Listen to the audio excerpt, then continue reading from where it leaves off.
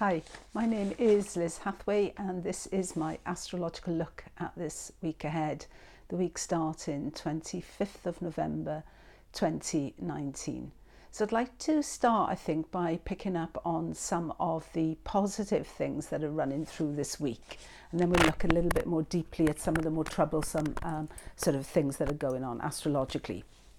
So, for example, we have on Thursday Mercury trine Neptune and Venus trine Uranus. Now, I really like these trines. I find Mercury trine Neptune, it's very much about opening ourselves to, if you like, our inner voice or spirit voices, or get in touch certainly with Mercury and Scorpio, with the belly, with the gut feelings.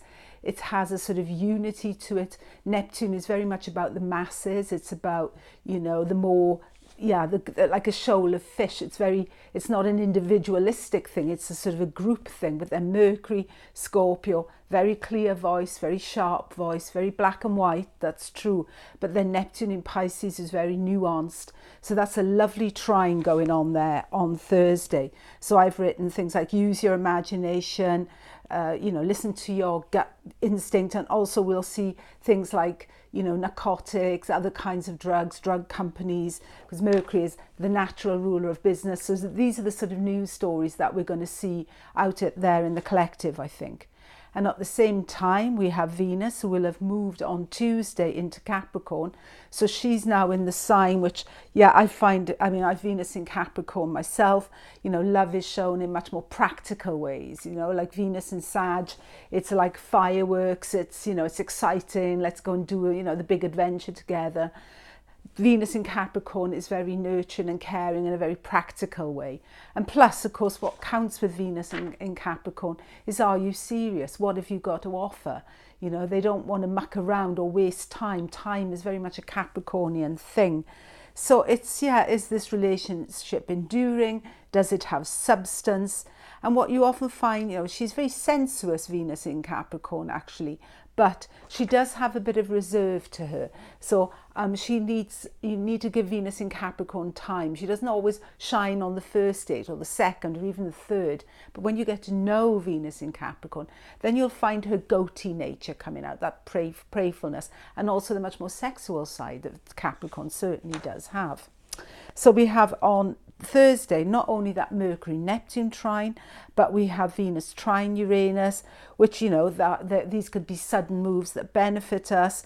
It's a kind of a business aspect, so some good news stories maybe coming out there. So these are two great aspects on the same day. So that makes Thursday a sort of a standout day, in my opinion.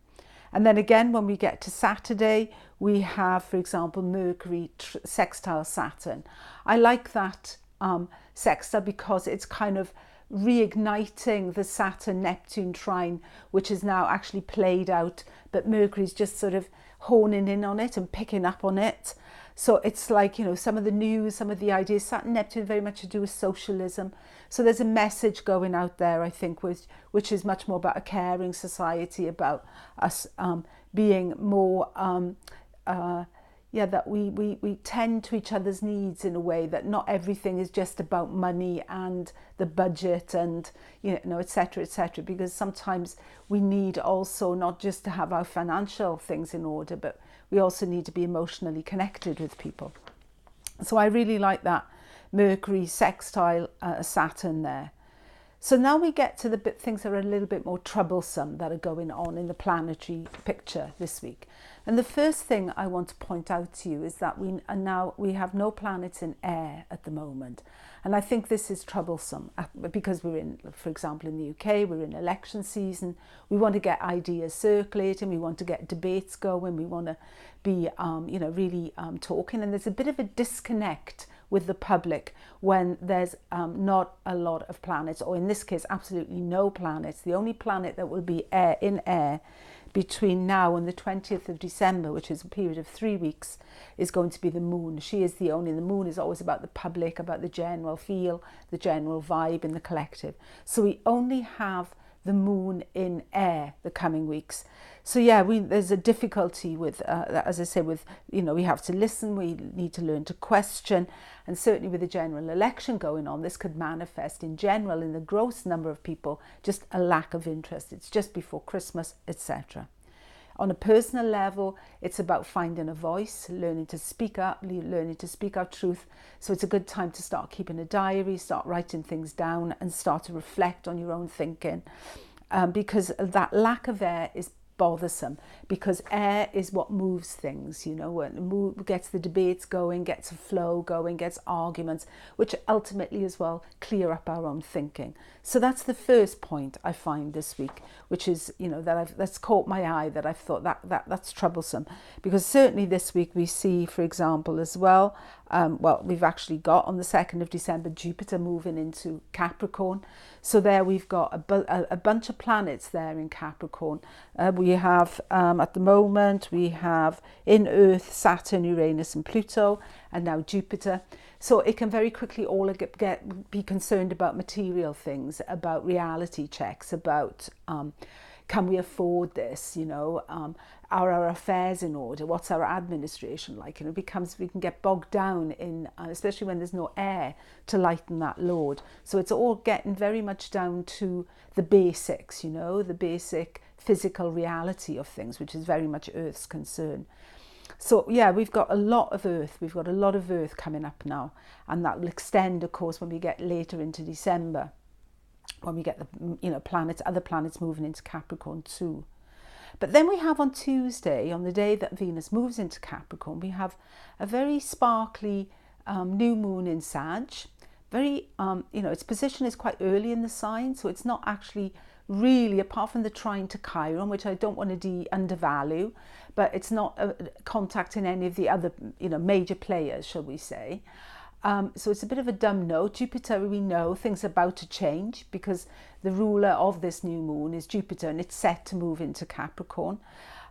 So it's a bit of a strange new moon. But then when you look at it a little bit closer, you see that it is actually on the Saturn-Pluto midpoint. So it's buying in and it's tapping into Saturn-Pluto. So there's a lot of power in this new moon, a lot of power to affect change, to get into... the great thing about Sag, I always think, is it gives us ways forward. It presents us with a vision of the future, and tapping into Saturn-Pluto, because it's on the midpoint of Saturn-Pluto.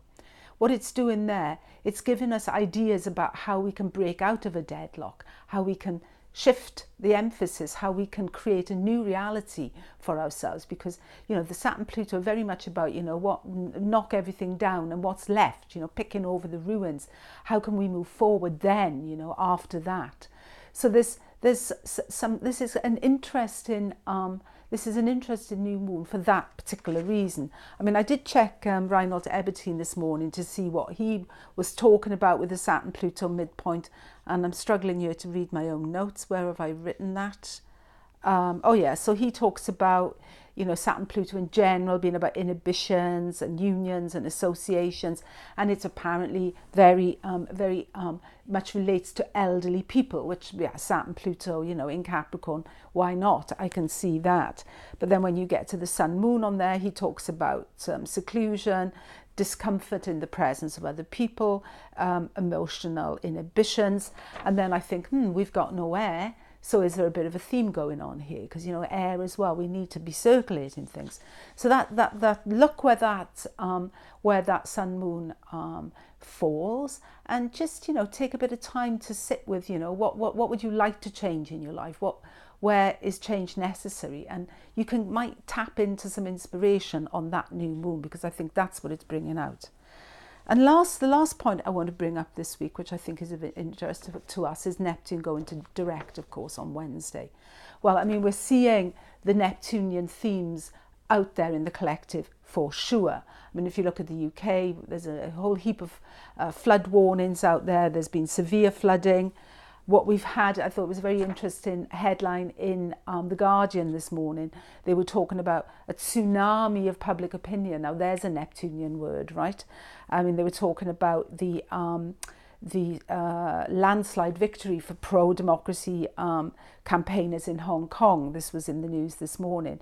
And another sad story, I thought, you know, was a ship that just sunk off the coast of Romania, and there's a big rescue attempt going on right now to save, I think it's 14,000 sheep or something that were being transported that are on board this ship.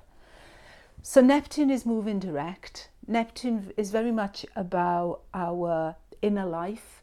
It's very much about our relationship to the divine in many ways, our individual concept of it. It brings us in touch with our own guardian angel, if you like. You know, this sense of there's more to life. There's much more to life. It's very Neptunian, that need to believe in something beyond the day to day. You know, we've got all these, you know, this bulk of planets in Capricorn at the moment, you know, where the reality can really bite. We need something more. We need some idealism. We need some sharing and caring, which is very much, I think, you know, the positive. If we think after Neptune was discovered, we start to see in the whole process of the Industrial Revolution, the first social laws coming into, you know, protect children, protect workers, to try and better their conditions. There's something very caring always, particularly Neptune in Pisces. It's like, you know, it's almost quite biblical, you know, bring the masses to me, you know, and I will feed them, sort of thing. It's very kind of, yeah, it has a very caring sort of energy. Stationing direct this week, yeah, I think that's a good thing. So anyway, quite a long look at the week because there's a lot of themes in there, but in many ways I think a week that's going to be, I think, really interesting. So have a great week. Speak to you again. Bye.